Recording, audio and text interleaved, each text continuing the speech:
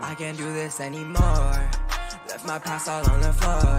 I've been trying to keep it moving, now we going north. Going up 2, 3, up 2, 3. Got this joy inside of me because I can't do this anymore. Left my past all on the floor. I've been trying to keep it moving, now we going north. Going up 2, 3, up 2, 3. Got this joy inside of me because I got the key.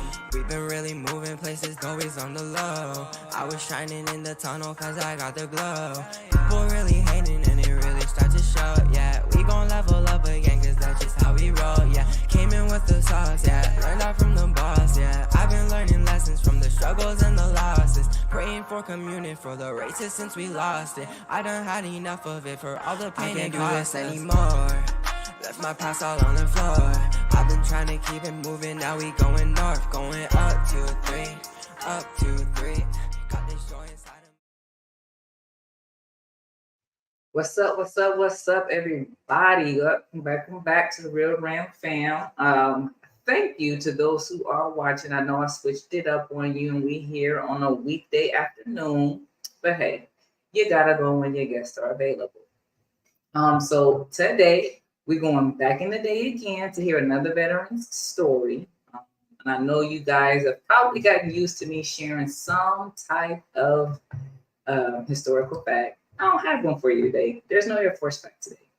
But what I will say is it is still October, and October is Bully Prevention Month.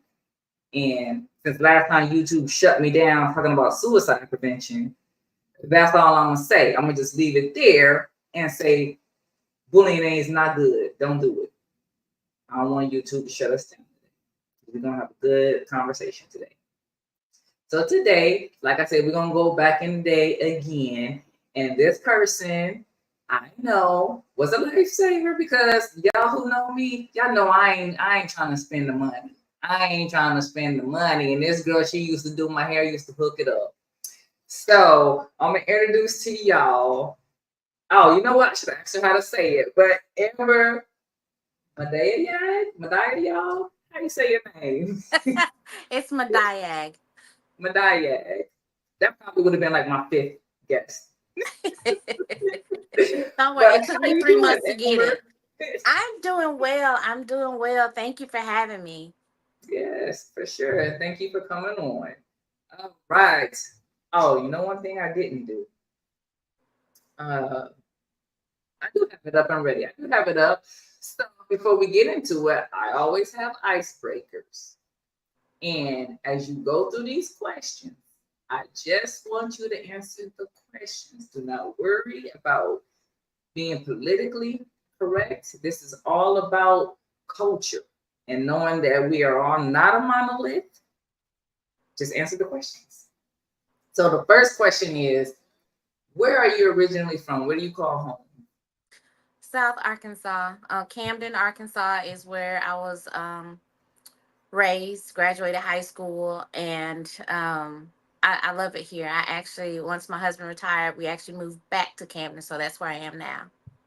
Okay, so we got Arkansas. All right, so we're gonna pull this screen up.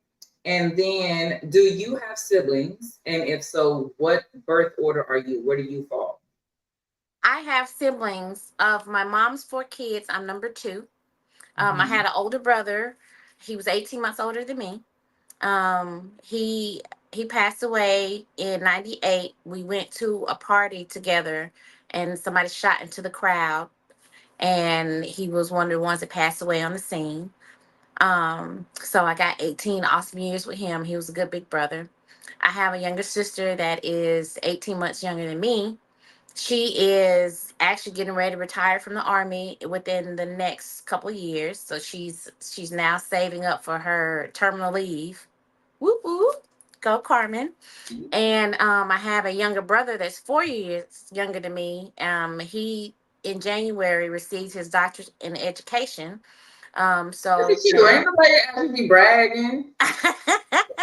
So you told me don't think. I'm not thinking. I'm just letting the words flow.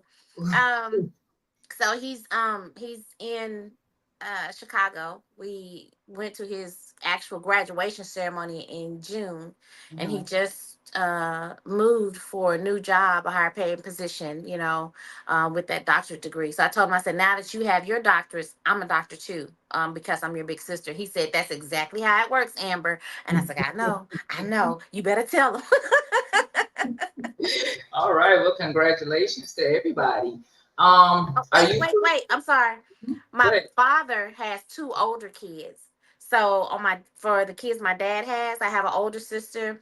Um, um, I call her Denise, and she's from here in Camden too. My older brother, who's the second number two, is from Magnolia. That's not too far. His name is Ramon. So that would make me one, two, three, four. Mhm. Yeah, number four.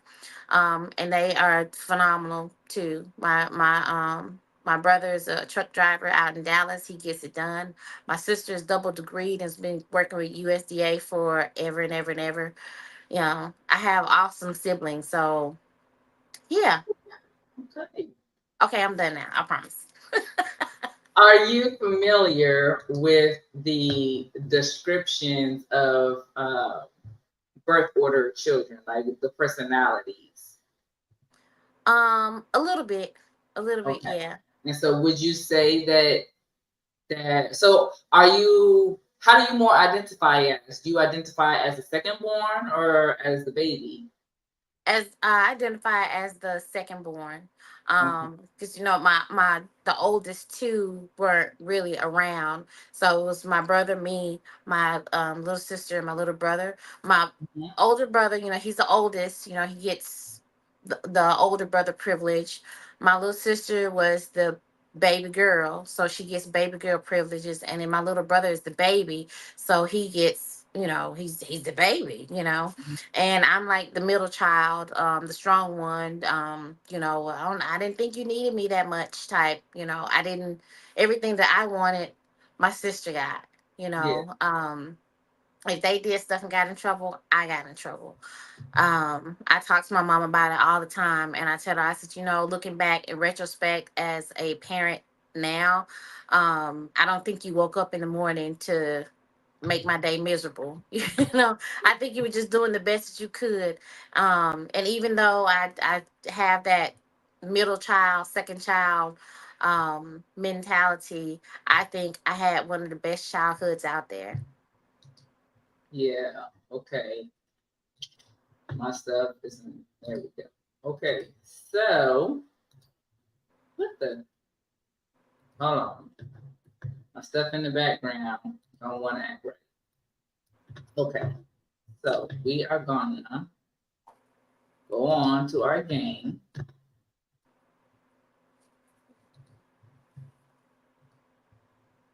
Hmm. All right. Come on now.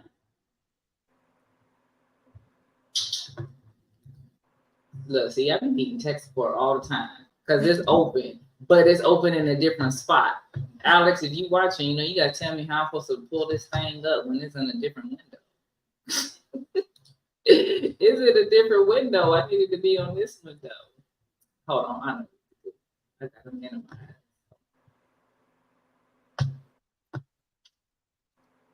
All right, I think.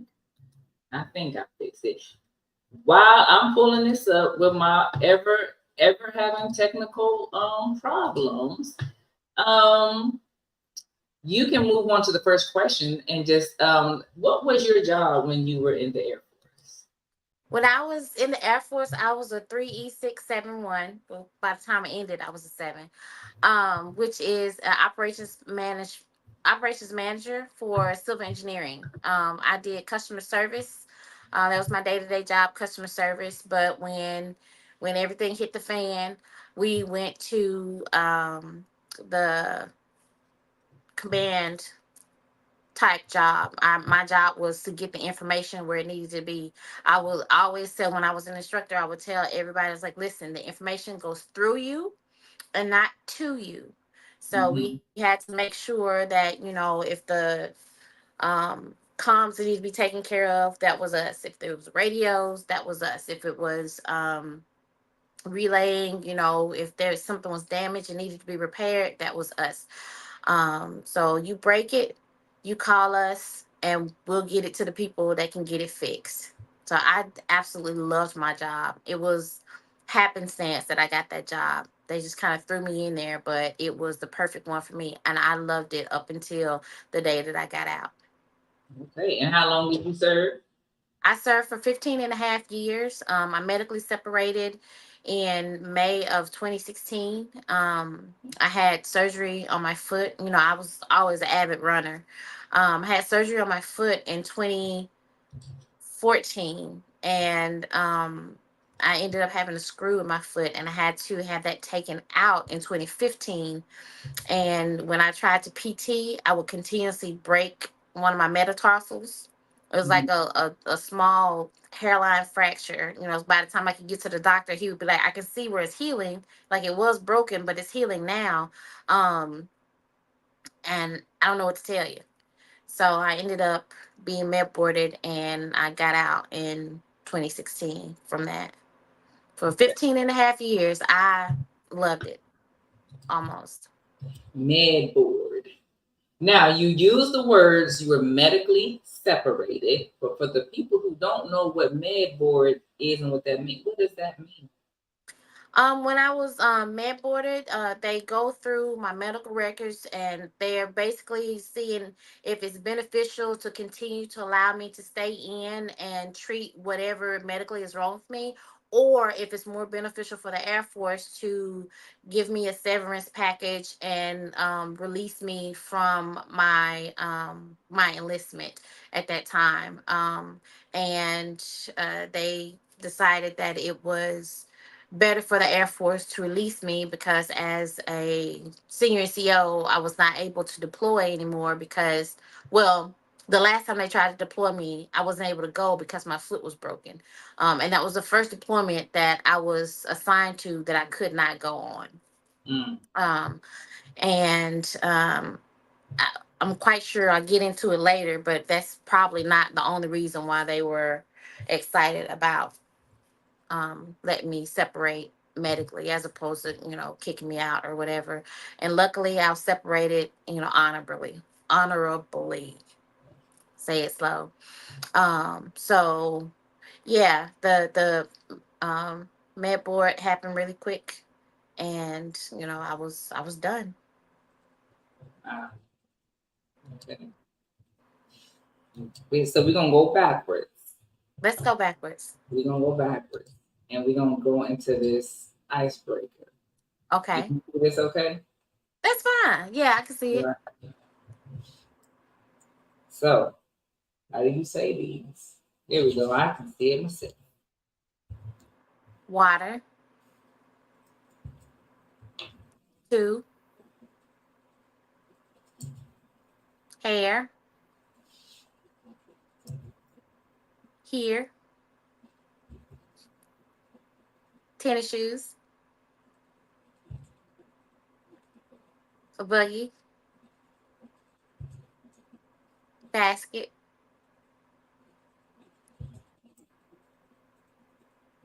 A wallet or a pocketbook.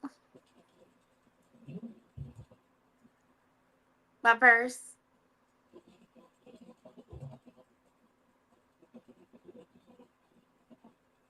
Um, the alley. A street. Okay, is that alley or is it the street? Yes. So y'all Southerners, is it an alley or is it a street? It's an alley. Okay.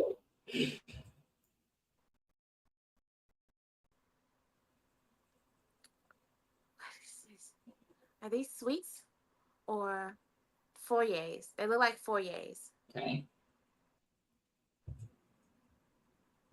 I'm tell you, it's Mm. not yogurt. Look, it look like a Kool-Aid cup.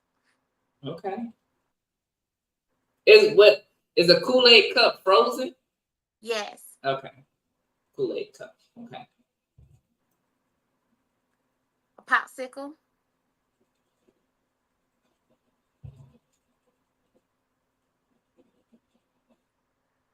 That's a boatload of stuff. Right. Last one. Wife beater. All right.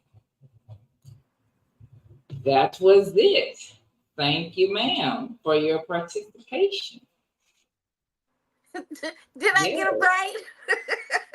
Hey, if that's what y'all call the stuff in Mississippi, that's what y'all call it. That's all. We just want to see what people call it, cause That yeah, my husband as makes you fun of me. know, we got two different cultures going on in this house, so I'm just interested to see about cultures, Yeah, culture well, it's difference. the same thing here. My husband grew up in California. He's also Filipino. So coming to Arkansas and hearing the way that we talk Yeah, down here, he's like, what does this mean? Why do you say it like exactly. that? Exactly. Yeah. Okay. So going back. All right. So the first deployment that you wasn't able to fulfill. So what was your pay grade or rank when you got out? I was E7, a master sergeant. Okay. Do you have any family members, like majority of us Black folks do, who served in the military? Yes. My grandfather served, and I didn't find that out until they did the 7 gun salute at his funeral. Um, I was taken aback. Because I had no idea that nobody really talks about it. And that's my father's father. My uncle on my mom's side served, and now my son is active duty Air Force. Nice. Nice. Okay. What made you decide to join? It was a um spur of the moment decision. Before I went to college, like my older brother graduated a year before I did. But before he got into college, he was planning on joining the Air Force. But he had a full ride to run track at the University of Arkansas at Pine Bluff, and the Air Force was like, "We're not gonna do that for you right now." So they let him out of his contract because he hadn't gone to basic or anything like that. Um, so he ended up going to the Air Force, and then he was there for, I mean, going to school, and he was there for a year before I went to the same school to run the same way he did. And after he died, I had to figure out what it was that I was going to do. So I finished my cosmetology degree, my cosmetology license, and I went back to school like 45 minutes away from my mom's house. And while I was there, I got in a little trouble. I don't want to say what the trouble is, but I got in a little trouble and I had to leave school. And I was working in another town about 45 minutes away in the other direction from my mom's house. And I saw some people from campus, and I was like, well, if these people from campus can come here and see that I'm here, the people that I left campus so I wouldn't see them could come here and see that I'm here. So I got to get Mhm. out of here. So I I went down the street to the Air Force recruiter and was like, "Hey, do you guys have any openings?" Like, I didn't know how to ask, like, "Can I join the military?" I was like, "Do you Mhm. have any openings?" He was like, "Actually, Wednesday and Thursday, there's an opening for you to go down to MEPS." And I was like, "Oh, I'm off on Wednesday and Thursday." So I went down there, and I think it was in June. Um, I know June 11th and 12th, and I remember that because June 12th, as I was walking through MEPS, so was my little sister. She was headed to basic, but she was going, Army. She was leaving, and I was like, "Oh my gosh, hi, how are you? Good luck, and I'll see you when you graduate. Love you, bye." And I entered into delayed entry, and I didn't leave until Halloween. My pay date is November 1st, so that's coming around. But I was really unsure. I was going far, far away. I was going to be by myself, but I was like, if I'm going to do something, this will be the most beneficial because it has more benefits than anything that I would have been able to do if I just stayed home. Mhm. So okay, God, you got me. Let's go. And that was it. Yeah. It was a So rash decision. was the Air Force your first choice, or was that the only recruiter that was there? The Air Force was my first choice because my oldest sister Denise was in the Army. Oh, I forgot completely, totally. She was in the Army also, but when she came back after she got out, she was like, "Listen, if you go to the military at all ever, do not go to the Army. Go to the Air Force. The Air Force is better. Do not go to the Army." And I was like, "Yes, ma'am." So I wasn't looking at Marines or Navy. I can't swim. Please don't put me in the water. And I was not looking for the Army because my sister said, do not join the Army. And plus, Gabriel was looking at joining the Air Force. So I was like, well, just, in upholding the things that I know he would approve of if he was here, go to the Air Force. Okay. So you kind of got into it a little bit, and that may still be the same answer. But walk us through the night before and the day that you left for basic training. Um, I I was supposed to leave on the first, I believe, and my recruiter showed up at the house on Halloween. It was like, "I'll be back in 4 hours to pick you up because you have to go. You have to be there tomorrow. You got to leave tomorrow." And I was like, what?" He's like, "Yeah, from Little Rock. You have to leave tomorrow, headed to basic training." And I was like, "Oh, okay." Because the first time, like, when I was in high school, I took the ASVAB because I wanted to get out of class. And that, you take the ASVAB, and it's the Army giving the ASVAB. Army guy showed up at the house trying to get me to join the Army. And my mom, when he left, she said, "Amber, you're not going anywhere with that light bulb head ass man." I wasn't trying to go to the Army anyway, but I was like, oh God, Mom, that's rough.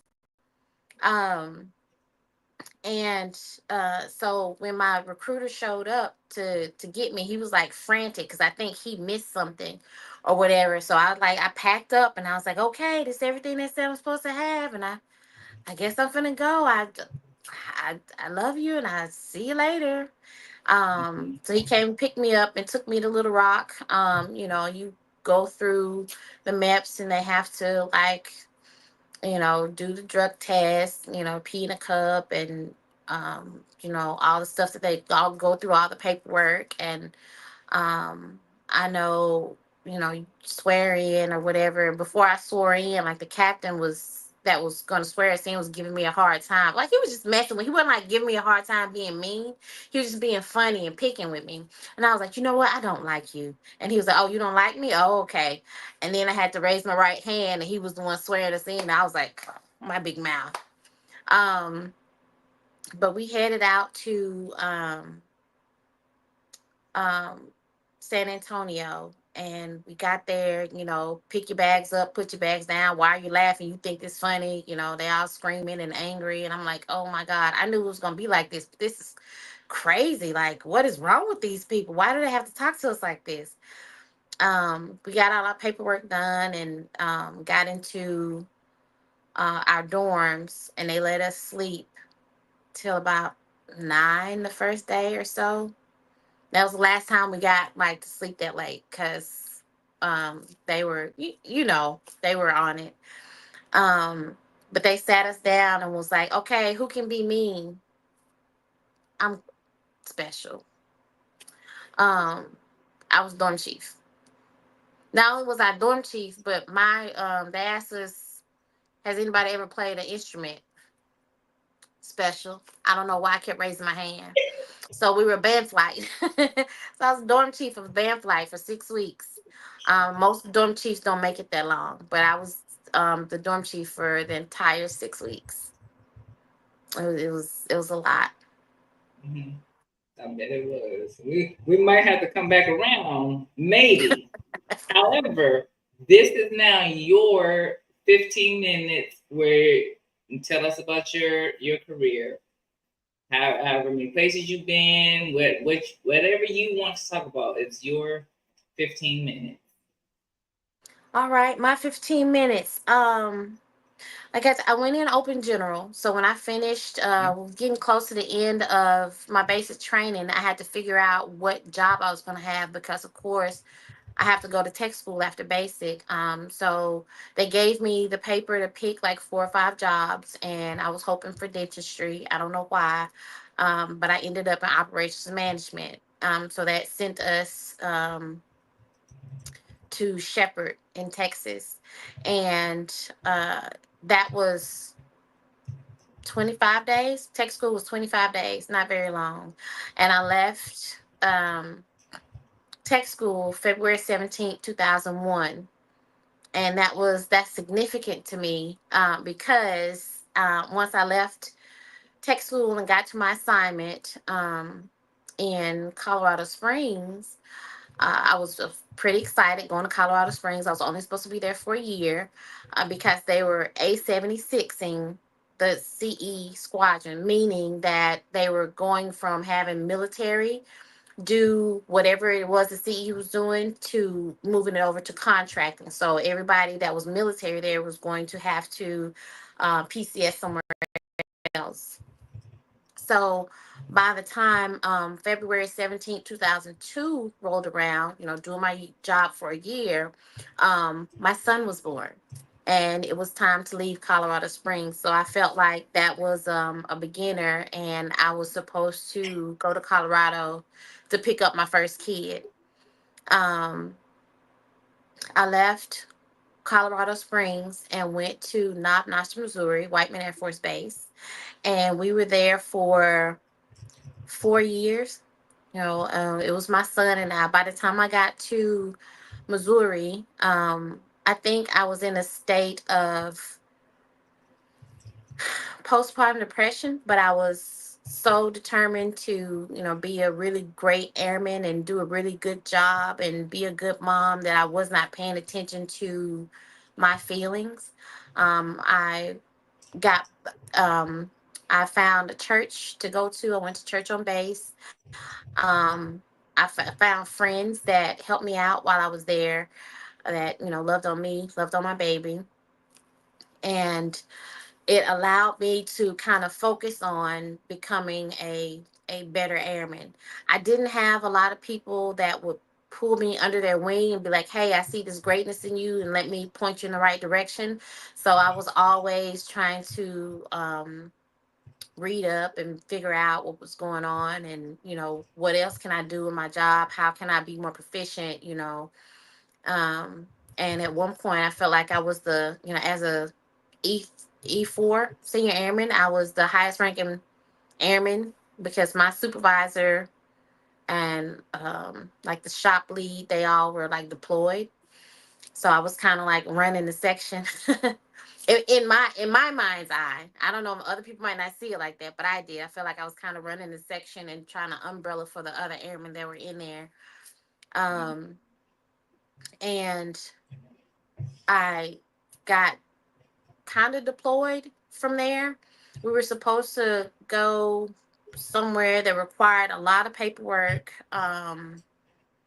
that wasn't completed before we left, and we got stuck in Virginia for 6 weeks. And when I came back from Virginia, I met my daughter's father, and we kind of were by our group of friends. We kind of were pushed together, and being pushed together with him kind of knocked me off of my thought of becoming a very good airman, doing my job, looking out for others, figuring out how to do what I was supposed to do, because I had to do so much for him. And and I was like, I don't understand how we're the same rank, but you don't want to help do anything to like be better than what we already are. Um, and I I don't know, we maybe were together for 3 or 4 months, and we got engaged, we got married, and by the time it was like 6 months in, I was like, I can't do this. We got to get a divorce. But I was all pregnant already. So not only am I trying to be the best airman I am trying to figure out how to get away from him and not have to deal with crazy baby daddy drama, deal with two kids, and deal with, being a good airman. Um, I know at that point, I was very, very depressed. And I didn't know what to call it. I didn't know what it was. I would go to work, I would do my job, I would follow the rules, but I wasn't happy. And I didn't want to be unhappy and make my kids unhappy. And I didn't want to be unhappy and then mess something up at work. Because one of my biggest fears to this day still is that somebody, like, I cause somebody's downfall because I'm not doing what I'm supposed to be doing. And at one point, well, I'll say like the depression started after my son was born. My son's father showed up at the gate one day and was like, "I'm just gonna move in," because he was not military by the time I was in Missouri. He showed up at the gate and he was like, "Oh, I'm just gonna move in. We're just gonna be together." He didn't have a job or anything. He was just in my house giving me a hard time. He likes to argue and I don't. And the depression got pretty bad. I didn't know what it was, but I did have a friend that saw that something was wrong and came to my house and brought some other people just kind of for an intervention. And I'm here with her right now. Thank you so much. Because I felt like somebody was, looking out for me. And we're talking about it a little bit earlier after that particular incident. Um, she was like, "I know Amber's done with me," and I was like, "I think she done with me because it's a little crazy over here." But that was one of the things that was like, somebody is watching, somebody, does have my back, and just because I don't realize it, somebody can be there for me.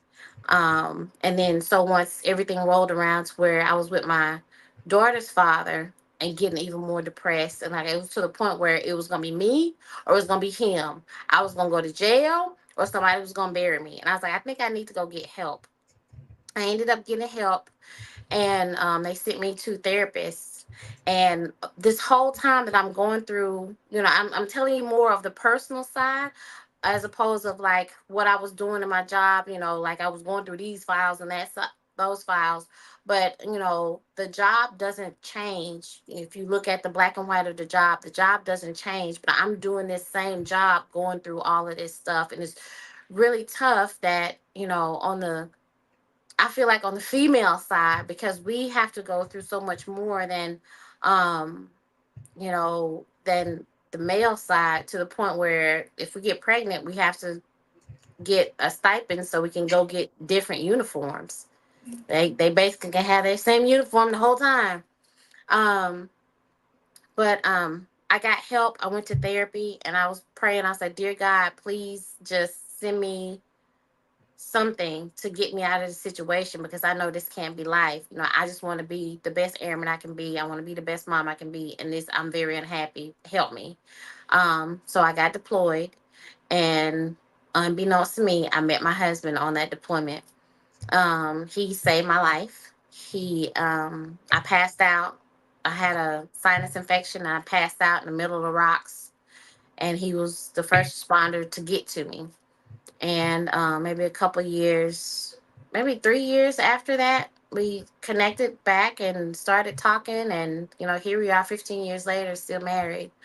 um, but after I left Missouri, I was able to get a divorce, and it was just me and the kids, and I could focus on, okay, here's like, I have the box of what the kids are going to do.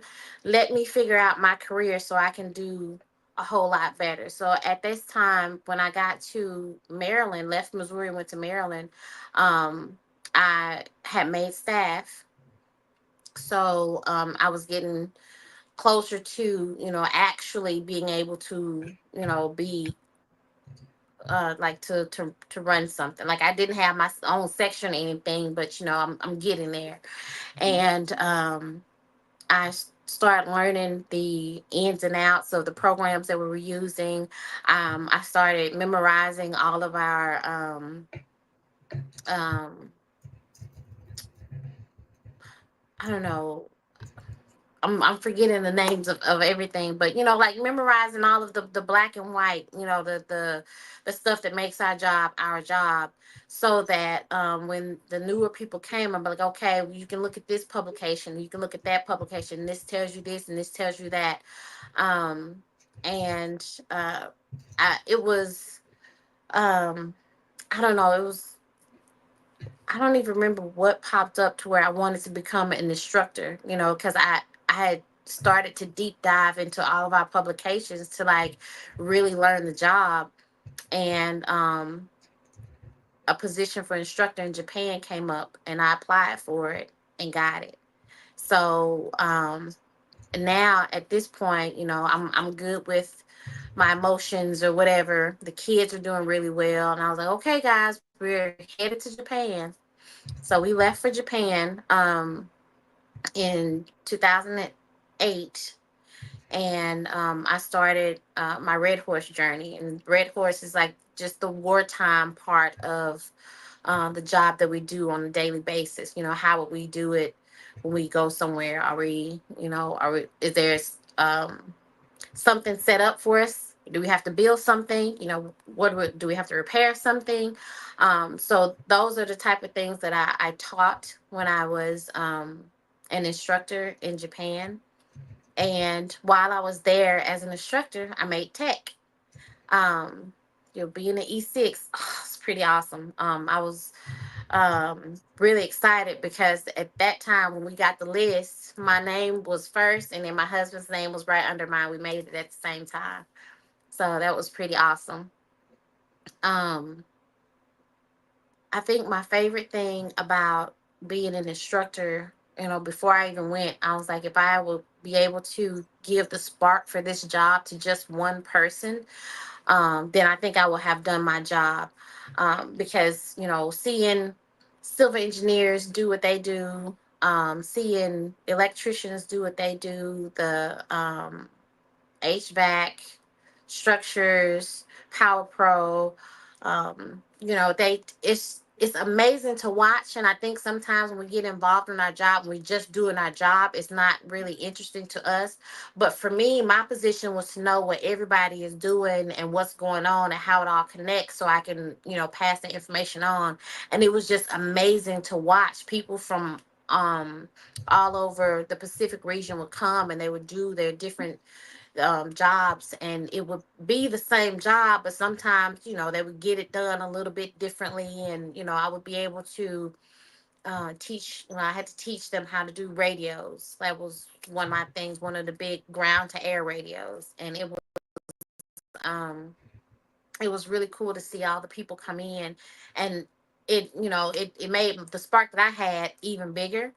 And come to find out, two there were two people that came to Silver Flag in my class that ended up, one became a Silver Flag instructor himself, and then he also went from enlisted to officer.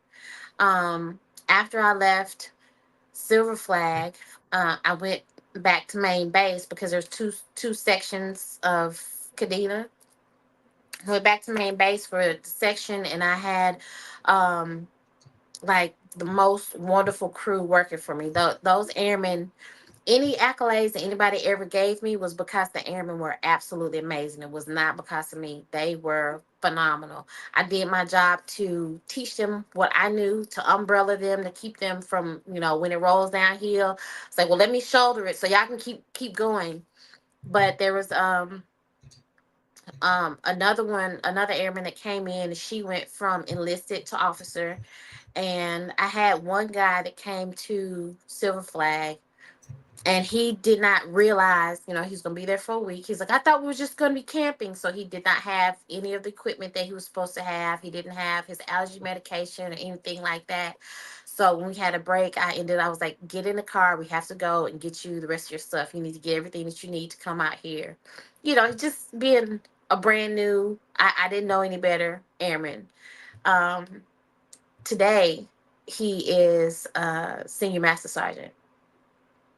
So they took it, and I prayed every time. So, God, please don't let me be messing these kids up. I want them to know the black and white. So when they get ready to do shortcuts, they good to go. But and they know how to take care of themselves when I'm gone, because I turned into a mama bear. But being able to take what I knew and impart it into those airmen, and see them grow and be way better than I was, like as a tech sergeant. They're way better as a tech sergeant than I was as a tech sergeant, way better as a master sergeant than I was as a master sergeant. And that was my whole goal.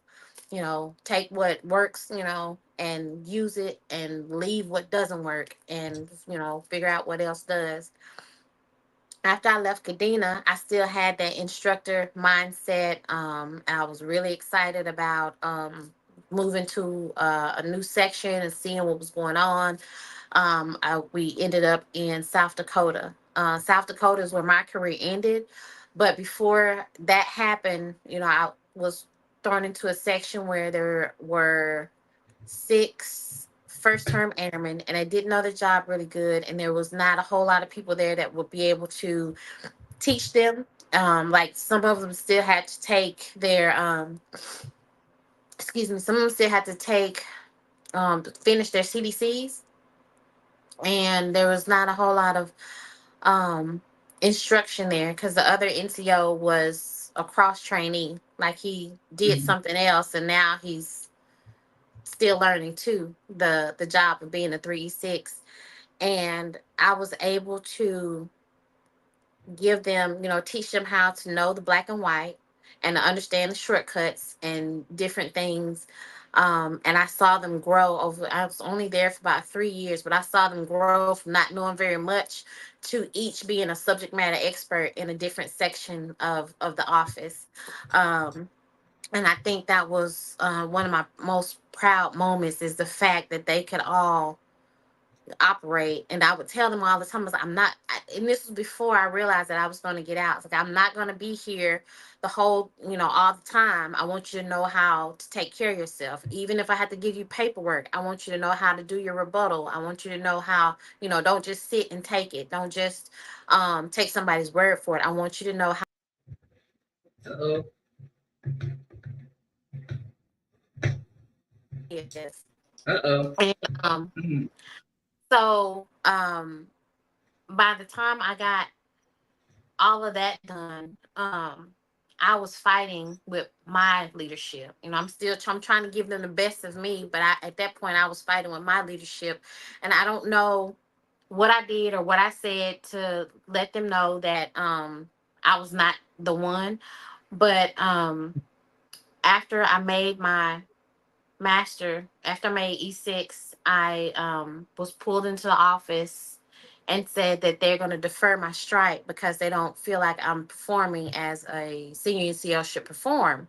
Mm. And Hold on. We're going to pause that right there, because after 15 minutes, you can pass. I'm sorry. I'm sorry. And that's all right, because I'm going to ask the question, and then you continue, because you're going into a question that's later on. So, Okay. because it sounds like you are about to answer my question of, have you ever had to face any adversity? And Yes. then, if so, do you think that race played a part? Yes. Yes. Yes. Um, the first time I hit a rough patch of adversity, um, was when I got to main base Kadena, and I was running the section for the first time. Um, One of the senior NCOs was called in to sit in the office while I ran everything else. And one day he came in and was acting pretty weird. And by the middle of the day, I had to send everybody home because he was so drunk you could barely see his pupils.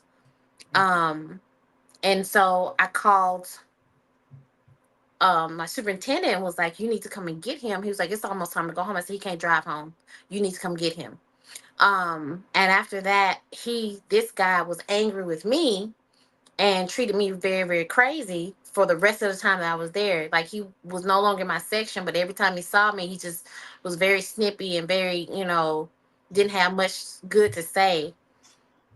And I had to ask him, I was like, "Are you angry with me? Are you upset with me? What is the issue? Why do you treat me like this?" And he was like, "Oh, I'm sorry." And he didn't talk to me very much after that. And I thought that would be like as worse as it could quite possibly be. Um, and shortly after that, I went to Ellsworth. And the way I got to Ellsworth, the master sergeant that was at Ellsworth switched places with me. She came to Gadina and I went to Ellsworth. So I don't know if they got into her ear um, at Kadena and she reached back to her friends and things at Ellsworth or what. I have no idea. But when I got to Ellsworth, I was like, okay, well, here's some of the things that we need to do. We need to, have shut the shop down and do training. We, like once a week, or we need to have um, a WIC member, for exercise is somebody that's a 3-6 to watch, make sure that everything is going on. And because our career field used to be a career field filled with everybody else's career field, but they were tired of, being out in the field, so they came to sit in the office. So it didn't take much, and that changed a few years before I came in 2000. They were our career field is specific now. So I came in, guns blazing, like, here are the things that we need to do to make this section better. And I would start to get shut down. And after I could not figure out how I was not performing, and I, as a 36-year-old, I had to sit in a room full of white men and say, "What am I doing wrong? How can I fix this? Because you're telling me I'm not performing like you think I should be performing. What am I doing wrong?" And then their answer was, "Well, you're not performing like a senior CL should, so we're just gonna defer your strike." And I'm like, "Well, that doesn't make any sense. If I'm doing something wrong, why doesn't it reflect on my EPRs or whatever?" And I ended up having to go to IG. And before I gave my side of the story, I said, "Listen, if you determine, after I tell you what I have to tell you, if you determine that I'm wrong, I will shut up and color. But I do not think that I deserve to be treated the way that I'm being treated." And after I had the conversation and told IG what I needed to tell IG, he said, "Oh, so you're dealing with the Golden Boys." He had said, "What squadron are you in?" I said, "I'm in CE." He was able to name off from my supervisor all the way up to my commander.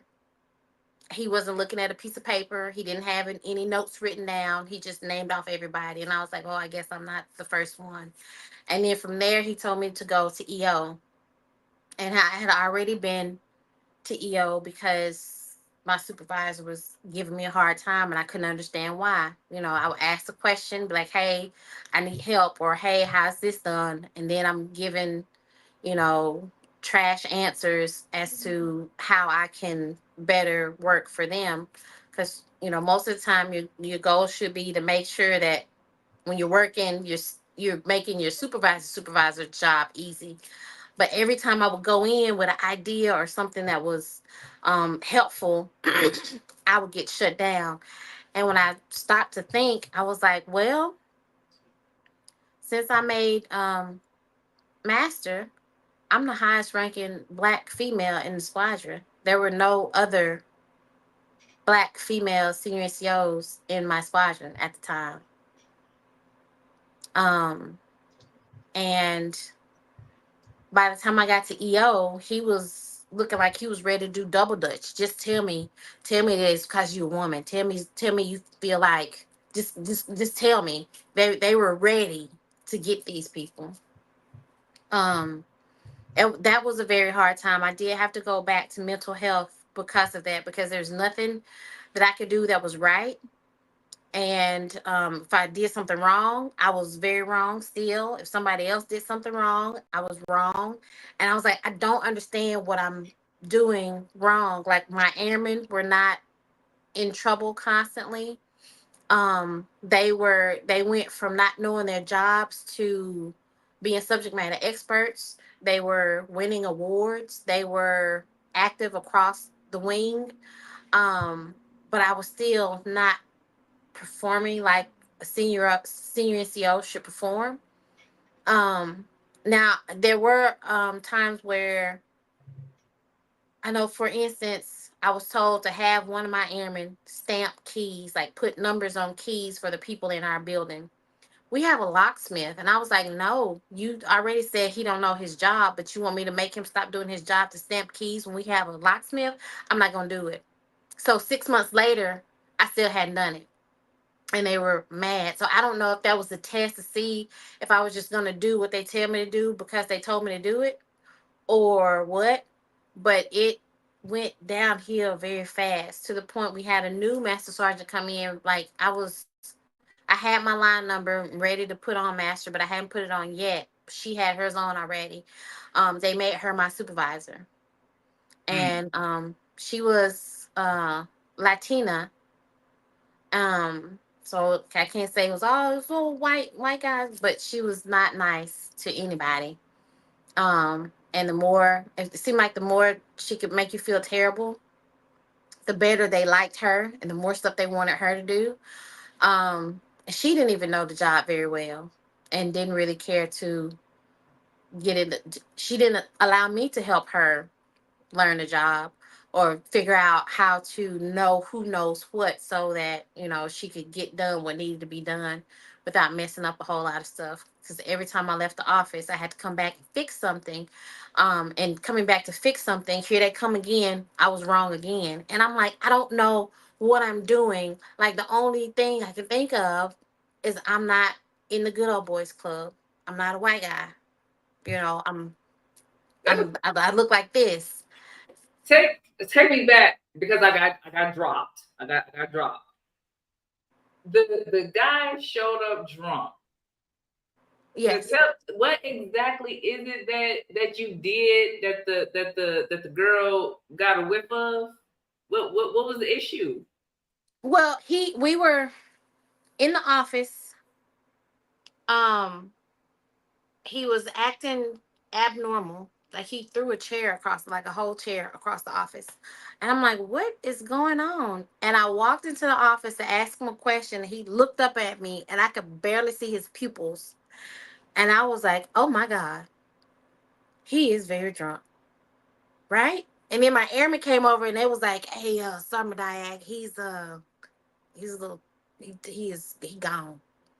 And I was like, you know what? Pack up all your stuff. Everybody get out and go home now. And I had to call the fire department and transfer the phones because, and it's like 2 o'clock. Like, it's time for nobody to go home.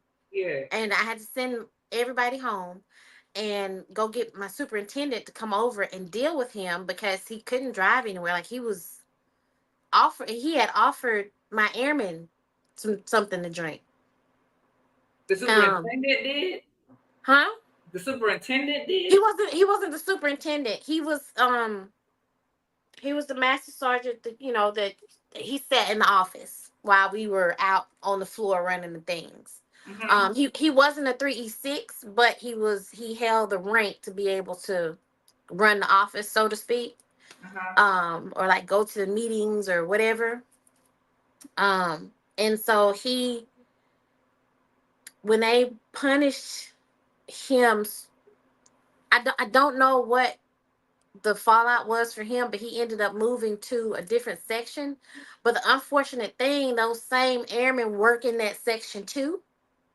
Uh-huh. because they pulled out all logistics personnel from the warehouses or whatever. So they gave it to when LRS pulled their people back.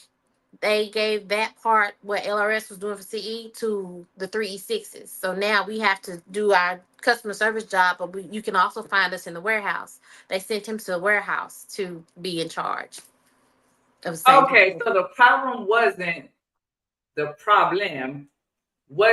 that this young airman had got in trouble. It was a fellow senior NCO that had.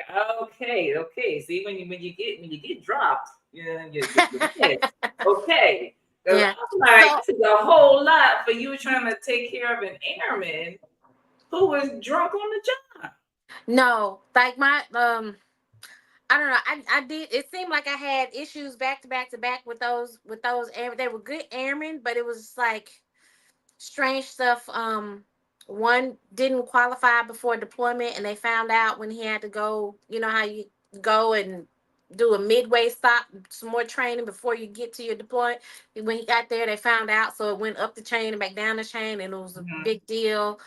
I had an airman that did, went out and was like, "Ooh, it's party tonight," and supposedly went home, but didn't make it all the way home, and ended up going into somebody else's house, and falling from the third floor. Ended up in the hospital, which ended up being an international incident because we're in Japan, and anything between American and Japan is an international incident. So we had to figure that out. I had a couple of, you know, self take me out of here scares with some of my airmen.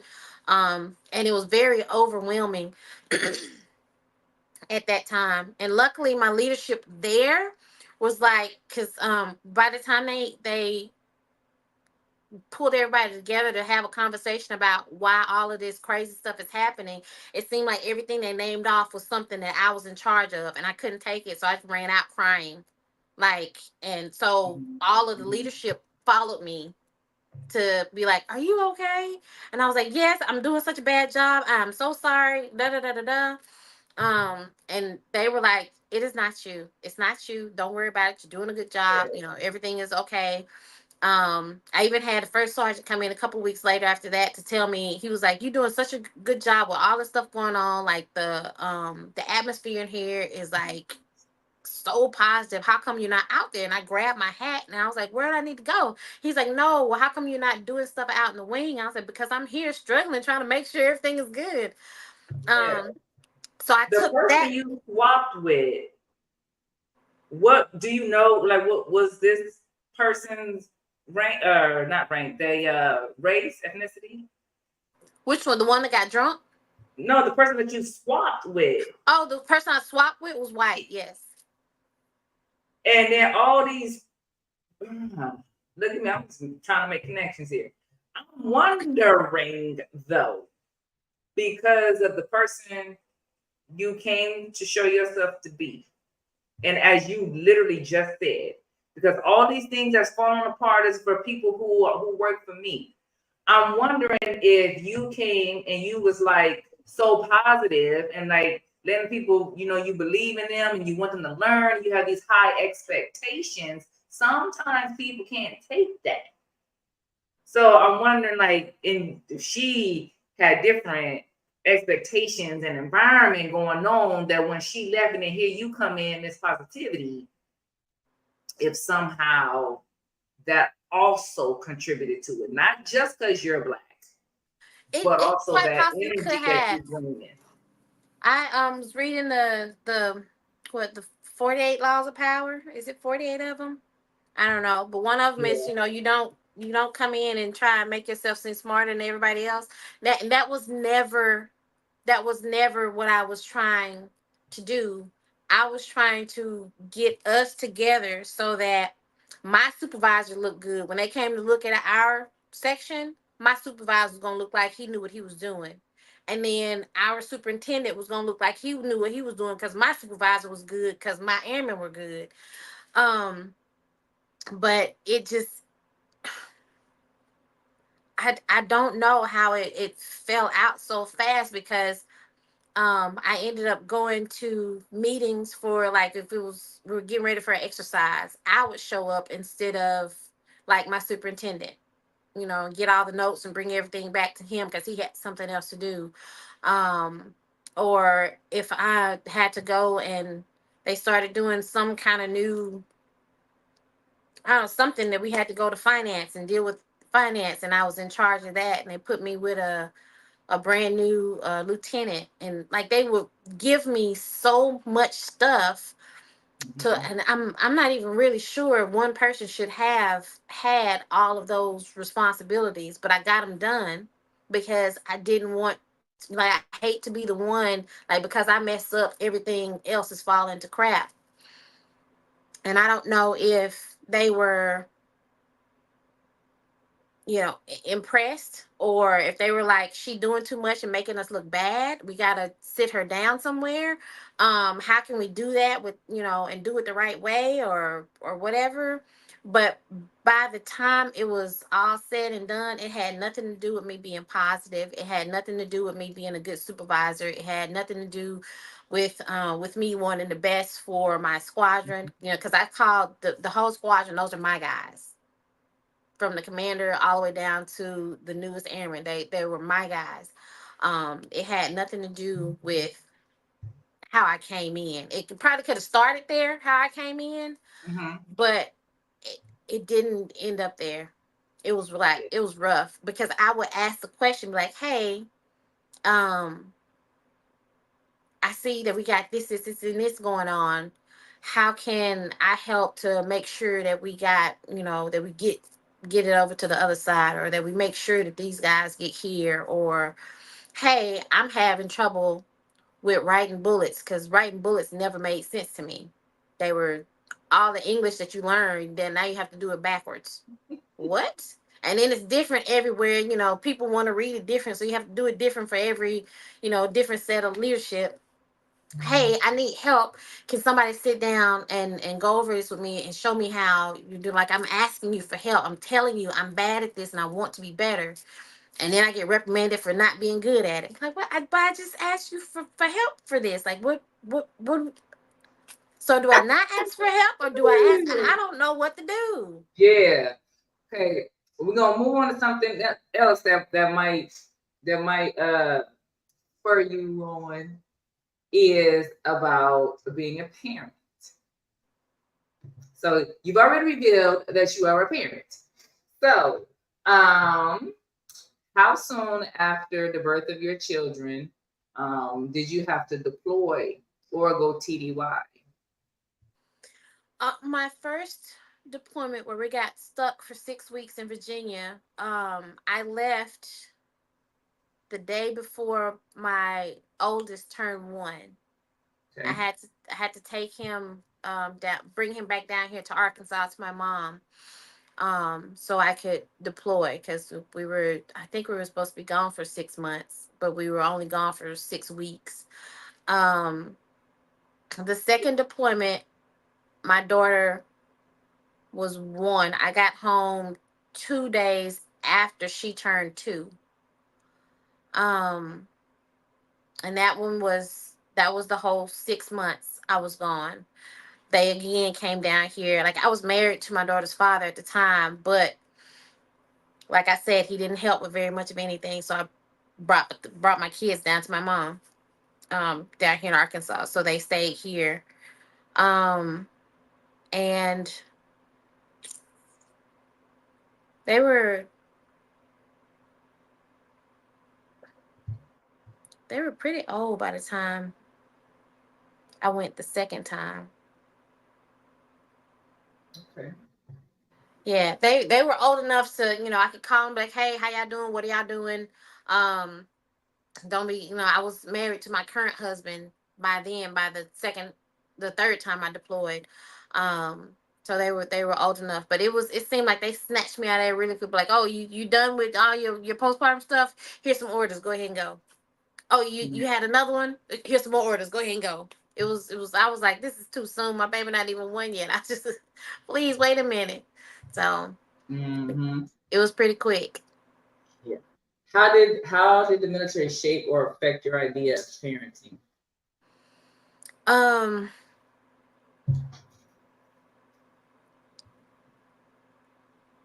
I don't know. It made me want to take care. I think more like Mhm. take care of my kids, but it seemed like my parenting, because they pull you away from the kids so much. The rest of the parenting that I had fell onto my airmen. Um, and I had to be careful because I didn't want to like be all too emotional. But it was more of, I don't want my kids to grow up and be like some of these crazy people that come into the military thinking that they can just do whatever. They need to grow up and be a productive citizen.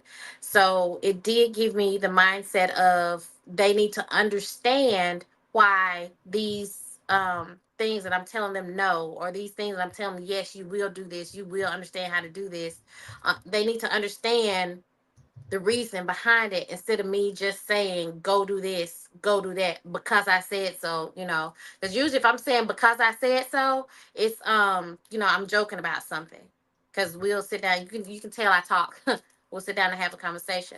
But it definitely made me hyper aware of being able to understand what you're getting yourself into. Because I felt like I got into the military, like just kind of jumped into life, and there was a lot of stuff my mom didn't think to teach me or make me understand. And I wanted to make sure that I did that for my kids. And as I'm figuring out as a mom how to do that for my kids, to make sure that productive citizens, like I said, it kind of fell over into my airmen also, to make them like, here, I want you to understand why you have to do this, and then make your own moves, because after I'm sure that you understand, whatever you do from there, that's on you. It's not gonna be on me. um so I think it did make my, I don't know, I wasn't, I don't even know how to explain it. It's just, the the understanding part. I want you to understand um the choices that you're making. I want you to understand, like, the black and white, like, you got to like buy the book. You understand that. So that way, no matter how life treats you or where you're going, you'll be able to conform. Be able to find the shortcut. It goes with everything. I just wanted to make sure that they had that proper mindset and they didn't just fall for anything. Yeah. It Does that make sense? I don't know. Just Yeah, yeah. okay, okay. Yeah. How is your relationship with your children? Oh, my kids are absolutely amazing. They like me still. They like me still. My about 15 minutes before I was supposed to get on here, my daughter called me, Mom, can you come meet me at the hair store? Because she's in school 45 minutes away. She's at the school that I got in trouble at. And she's doing phenomenal. So she calls me and gives me the tea. My son is active duty and he's married, and so but he'll call me every night. Mom, just calling to tell you I love you, and just calling to tell you I got coin today, or I sent you a video. I was climbing a tower, because he's does something with radar. I think, I don't know, but he loves it. Girl, you better hope Amir don't see this. You talking about something with radar. He loves it. He loves it. So he's, telling me all the things that he's doing. And when leadership comes and recognizes him, oh, Mom, I did this, and you and Ty, y'all did so good. You teach me everything. Now I understand the stuff that you were trying to tell me, and um, that's pretty cool. And getting married to my husband, I gained two other kids, so I have four. And they are doing really good too. They didn't get to they live with their mom, but when they came to visit and it was the six of us, it was absolutely phenomenal. I actually got to see the two that live in Vegas this weekend, and it was just like no time had passed. They're my babies, you know. They if I would have known then what I know now, I would not have spent as much time at the office stressing over stuff. I would have spent more time with the kids. But I made the time that we did spend count. Mm-hmm. Yeah. So Mm-hmm. Good on that. Um, so you've mentioned therapy a few times. So of course, as a therapist, I got to do my due diligence. absolutely. What do you think helped you the most? I'll just keep them light. What do you think helped you the most in your experience with therapy? There were, I think, maybe three things. The first thing is the first time I went to therapy, I went to anger management. Um, and I would like to say I was not, from the time I went to anger management the first time until I got to Ellsworth, I don't think I was truly angry because something stuck in there. Like, I would get upset and I'd be mad, but I wasn't truly just like angry, because anger like sticks to you. You know, it's a feeling and you just can't like take a shower and be rid of it. Um um the anger management helped a lot. Um the fact that I could say how I was feeling and not be made to feel like I was dumb for feeling that way. And then, you know, even being able to help shape it and make it to where I could understand why I was feeling that way. That helped a lot. And then the last thing that, oh my gosh, just the like last time I went, my therapist was saying, first of all, check how you talk to yourself. Yeah. He's like, start little. Take shoulda, coulda, woulda out of your vocabulary and talk to yourself, you know, nicely. Be nice to yourself. Because it's easy, but oh God, I'm so stupid. I just did this. Or, oh shoot, I should have. He was like, shoulda, coulda, woulda aren't bad words, but they don't make you feel good either. So Mm-hmm. take those out and then see how that changes. And it was a world of difference. And secondly, he said, you know, dealing with what was going on in Ellsworth, he said you're in like a schizophrenic type environment. You're right. If you're right, you're wrong. If you're wrong, you're wrong. You know, and you know how these people are. You know what these people are trying to do. So why do you let it make you mad? And I was like, that's a good question. And like light bulb came on. Like they are truly trying to take my joy so that I won't see how awesome I am. And from that moment, it was like a switch flipped. So anytime they had anything to say to me, I was straight faced. I took notes in my notebook to make sure I didn't miss anything. And they got nervous. Like my first sergeant pulled me aside. He's like, "You always taking notes, like you trying to make a case." Mm. I was like, "Oh, should I be making a case?" Because now, you know, my mind is not racing of like, what am I doing wrong? What is it? What is it? What is it? I was like, oh, I see. They're trying to get me to act out so that they can, because they already like tried to start giving me paperwork after they was like, we're gonna defer your strike. Then they started giving me paperwork for like breathing. Yeah, Uh, yeah. It was here the whole time. yeah. So, you know, going to anger management and figuring out how to not do that because it doesn't feel good. Being made to feel like you see me, you understand me, and you help me understand myself too. And then understanding, you know, like talk nice to yourself, and you already know how people are.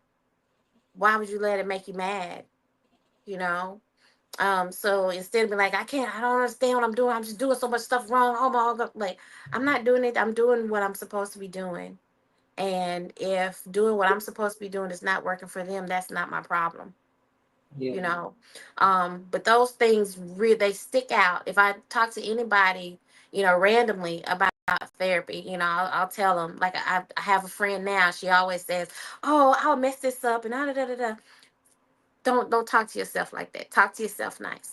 So those things really, really stuck with me. And if anybody ever asks me, like, if you even think that you might think, yes, go to therapy. Yes, please go, because it helps more than you think. Yes, ma'am. All right. Do a few more, and then we're gonna get you on out of here. 'Cause I think you already hit on that pretty good. What is a misconception about the Air Force and or CE that you think that you want people to understand? Misconception about the Air Force and or CE that I want people to understand. Um,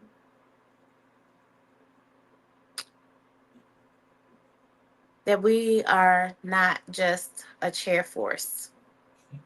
I know that's really cute, and most people like, oh, they're we have the best of the best, and lunch is filet mignon every day, and but we work pretty hard. I know, yeah, our pilot, we send our officers out off to the fight. Pilots fly, but without without that kill chain, without the people on the ground, without the medical, without the comms, without CE making sure that your building is good to go, we couldn't have any of that stuff. Everybody has their part to play, and it's all fun and games until you don't have any clean drinking water. Like these guys, they work really hard, and I think it's to the point where some of the guys don't even realize how hard they're working. But I was like, that's pretty awesome. I would tell the HVAC guys they're magicians, because who can take hot water, hot air and make it cold, and cold air and make it warm. Um, I'll tell all the electricians, off, you guys are electrifying. I love this, and they just tickle. But they really work hard at their job. There's a lot of knowledge that goes into what they do, and it's not some, let me just sit back and look on Facebook, because the things that I've behind the scenes that I've seen, there's so much knowledge that has to be ingested and able to have CE running the way that it does, to have the Air Force running the way that it does, because ours, and that's why the ASVAB scores are so high, because there's so much to be done. It's not just about physical labor. You have to know what you're doing, or you're gonna kill somebody. Um, but the knowledge that goes into making the Air Force as amazing as it is, oh gosh, it's phenomenal. I'm just proud to have been a part of it. Yeah. Do you think the military prepared you for what it is that you do today? And if you would like to expound on what you do. Um, did the military prepare me? As far as customer service, I would say yes. Today I am a licensed massage therapist, and I'm a licensed cosmetologist. I'm a crystal healing practitioner, and I deal with a lot of inner work. It's therapy, but I I'm not a therapist as in that manner. My goal is to get you to come back to center so you can love who you see when you look in the mirror.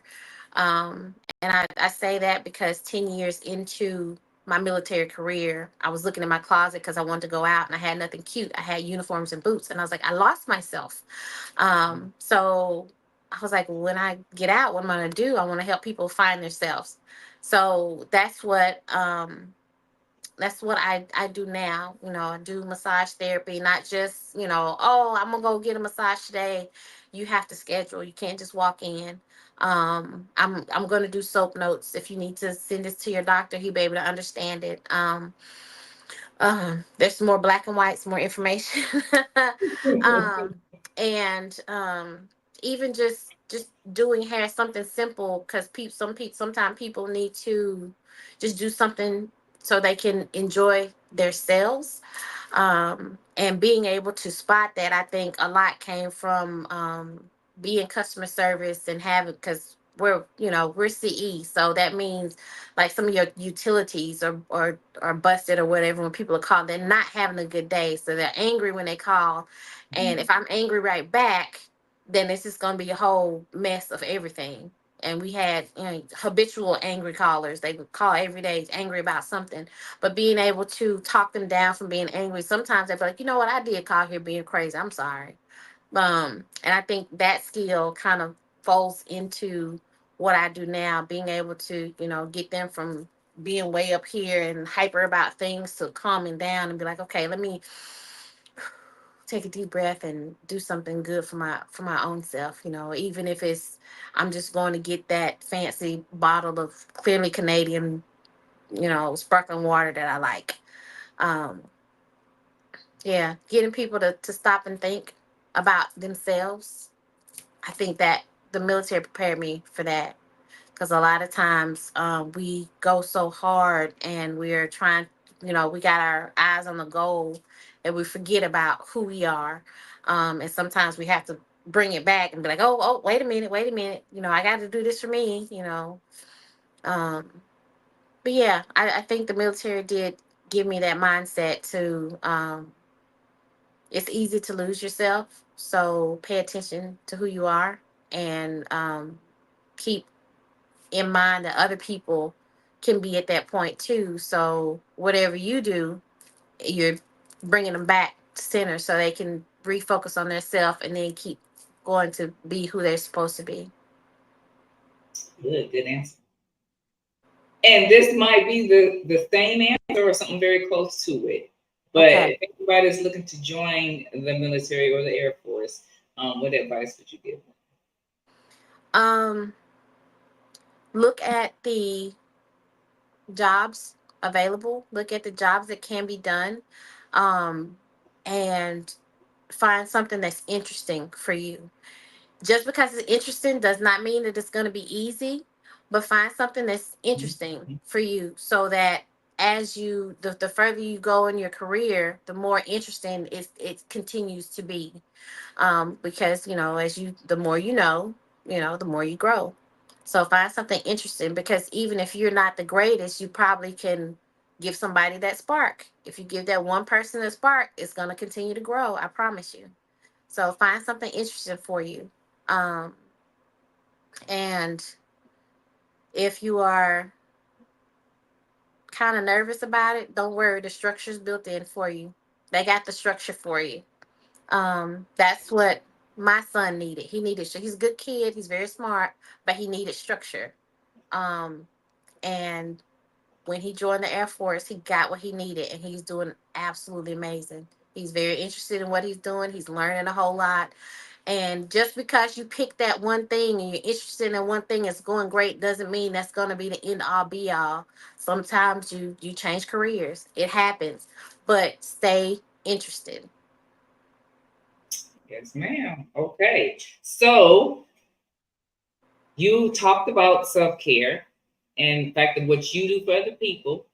What is the self care that you're going to do? Me, I go to my happy place when I sit on my couch and grab my crochet needles, my crochet hooks, and my yarn, and I start crocheting.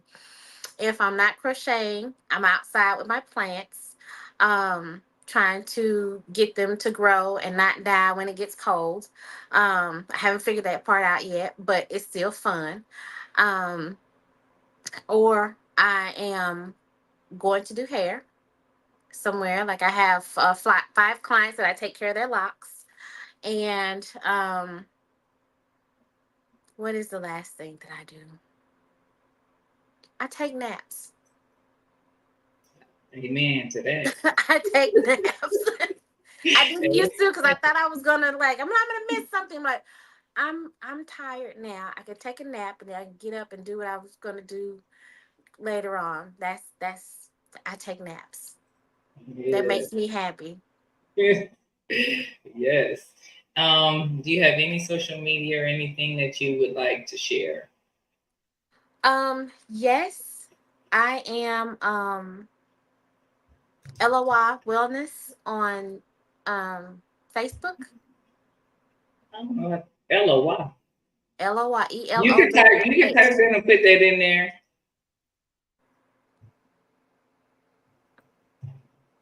LOY.